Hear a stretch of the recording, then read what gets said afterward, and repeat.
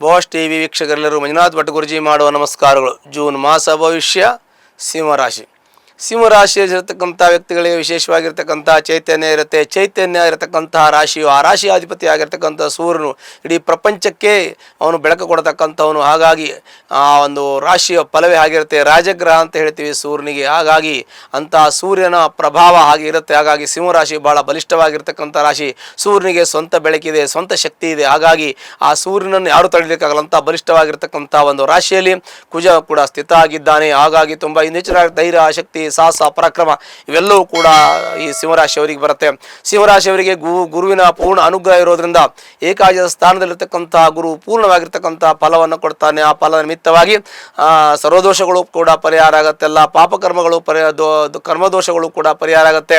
ಹಾಗೆ ಜನ್ಮಾಂತರದ ದೋಷಗಳಿದ್ರೂ ಕೂಡ ಪರಿಹಾರ ಮಾಡಿಕೊಳ್ಳುವಂಥದಕ್ಕೆ ಒಂದು ಅವಕಾಶ ಇರುತ್ತೆ ಅಂತ ಹೇಳ್ತೀವಿ. ಹಾಗಾಗಿ ಹಿಂದಿನ ಯಾವುದೋ ತಲೆಮಾರಿನಲ್ಲಿ ಶಿಶುಹತ್ಯೆ, ಬ್ರಹ್ಮಹತ್ಯೆ, ಗೋಹತ್ಯೆ, ಆಣೆ ಪ್ರಮಾಣ, ದೇವರಿನಿಂದನೇ ನಿಧಿ ಶೋಧನೆ ಈ ಥರದ್ದೆಲ್ಲ ಮಾಡಿದ್ರೆ ದೋಷ ಅಂತ ಶಾಸ್ತ್ರ ಹೇಳುತ್ತೆ. ಅಂಥ ದೋಷಗಳು ಕೂಡ ಈಗ ಪರಿಹಾರ ಮಾಡಿಕೊಳ್ಳೋದಕ್ಕೆ ಒಂದು ಅವಕಾಶ.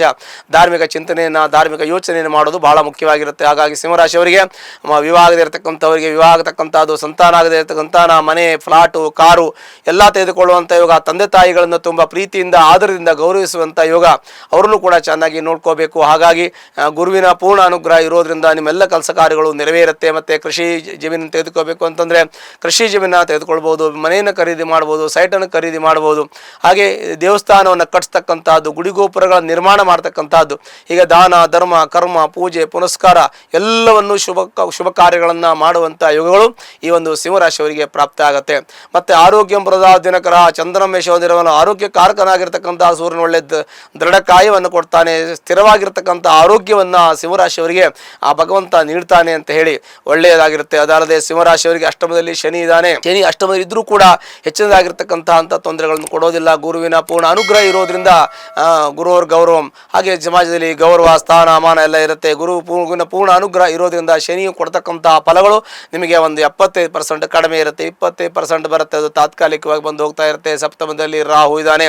ಸಪ್ತಮದಲ್ಲಿರ್ತಕ್ಕಂಥ ರಾಹು ನಿಮಗೆ ಮಾಯಾಗ್ರಹ. ಸ್ವಲ್ಪಟ್ಟಿಗೆ ದಾಂಪತ್ಯದಲ್ಲಿ ಕಲಹ, ಮನಸ್ತಾಪ, ಅಸಮಾಧಾನವನ್ನು ಮಾಡಬಹುದು ಹೊರತು ಬೇರೆ ಏನು ತೊಂದರೆ ಆಗೋದಿಲ್ಲ. ಹೆಚ್ಚಿನ ತೊಂದರೆಗಳು ಬರೋದಿಲ್ಲ. ಗುರು ಅನುಗ್ರಹ ಇರೋದ್ರಿಂದ ಸಣ್ಣ ಪುಟ್ಟ ತೊಂದರೆಗಳು ತಾತ್ಕಾಲಿಕವಾಗಿ ಬಂದು ಹೋಗ್ತಕ್ಕಂಥದ್ದಿರುತ್ತೆ.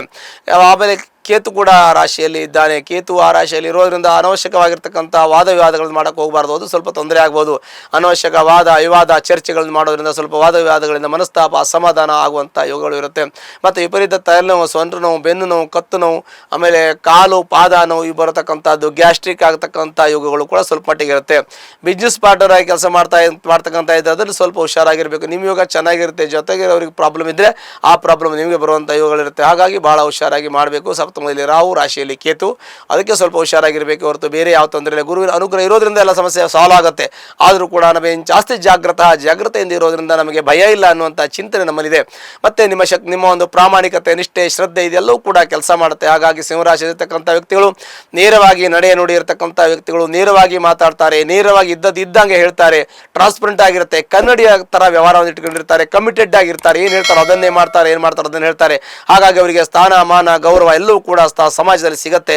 ಒಂದು ಒಳ್ಳೆಯ ಒಂದು ವ್ಯಕ್ತಿತ್ವ, ಒಳ್ಳೆಯ ಒಂದು ಯೋಚನೆಯನ್ನು ಇಟ್ಟುಕೊಂಡಿರ್ತಕ್ಕಂಥವ್ರು. ಮತ್ತು ರಾಜಕೀಯವಾಗಿ ಒಳ್ಳೆ ಬೆಳಿಬೇಕು ಅಂತ ಇದ್ದರೆ ರಾಜಕೀಯದಲ್ಲಿ ಒಳ್ಳೆ ಬೆಳಿಬೋದು. ಸಂಘ ಸಂಸ್ಥೆಗಳಲ್ಲಿ ಅವರು ಒಳ್ಳೆ ಹೆಸರು ಮಾಡ್ಬೋದು. ಮತ್ತು ಒಳ್ಳೆಯ ಒಂದು ಪ್ರಜ್ಞಾವಂತರು, ಜ್ಞಾನವಂತರು, ಮತ್ತು ಸಮಾಜದಲ್ಲಿ 4 ಜನಕ್ಕೆ ಬೇಕಾಗಿರ್ತಕ್ಕಂಥ ವ್ಯಕ್ತಿಗಳು ನೀವು ಆಗಿರೋದ್ರಿಂದ ನೀವು ಒಂದು ಸಮಾಜಮುಖಿಯ ಕೆಲಸವನ್ನು ಮಾಡ್ಬೋದು. ಹಾಗೆ ಸಿಂಹರಾಶಿಯವರಿಗೆ ಒಳ್ಳೆಯ ರೀತಿಯ ಶುಭಫಲಗಳು ಪ್ರಾಪ್ತಿಯಾಗುತ್ತೆ. ತುಂಬ ಅತ್ಯಂತವಾಗಿರ್ತಕ್ಕಂಥ ಒಳ್ಳೆಯ ಫಲ ಯೋಗ ನಿಮಗೆ ಫಲಗಳು ದೊರಕುತ್ತೆ. ಹಾಗಾಗಿ ಈ ಸಿಂಹರಾಶಿಯವರಿಗೆ ಯಾವುದೇ ರೀತಿ ತೊಂದರೆಗಳು ಇರೋದಿಲ್ಲ. ಒಂದು ವೇಳೆ ತೊಂದರೆ ಇದ್ದರೆ ನಮ್ಮ ಜಾತಕವನ್ನು ಪರಿಶೀಲನೆ ಮಾಡ್ಕೊಳ್ಳಿ. ಹತ್ತಿರಲ್ಲಿರ್ತಕ್ಕಂಥ ವಿಷ್ಣುವಿನ ದೇವಸ್ಥಾನ ಅಂದರೆ ರಾಮರ ದೇವಸ್ಥಾನ ಇದ್ದರೆ ಅಲ್ಲಿ ಹೋಗಿ ಒಂದು ಅರ್ಚನೆಯನ್ನು ಶನಿವಾರ ದಿವಸ ಮಾಡೋದ್ರಿಂದ ಸಿಂಹರಾಶಿಯವರಿಗೆ ಎಲ್ಲ ಕಷ್ಟ ದುಃಖಗಳು ಪರಿಹಾರ ಆಗುತ್ತೆ. ಶುಭವಾಗಲಿ. ಲೇಟೆಸ್ಟ್ ಹಾಗೂ ಇಂಟ್ರೆಸ್ಟಿಂಗ್ ಸುದ್ದಿಗಳಿಗಾಗಿ ಬಾಸ್ ಟಿವಿ ಕನ್ನಡ ಚಾನೆಲ್ನ ಸಬ್ಸ್ಕ್ರೈಬ್ ಮಾಡಿ. ಹಾಗೆಯೇ ಬೆಲ್ ಐಕಾನ್ ಪ್ರೆಸ್ ಮಾಡಿ. ಇದರ ಜೊತೆಗೆ ಫೇಸ್ಬುಕ್, ಇನ್ಸ್ಟಾಗ್ರಾಮ್, ಎಕ್ಸ್ನಲ್ಲೂ ಮಿಸ್ ಮಾಡದೆ ಫಾಲೋ ಮಾಡಿ.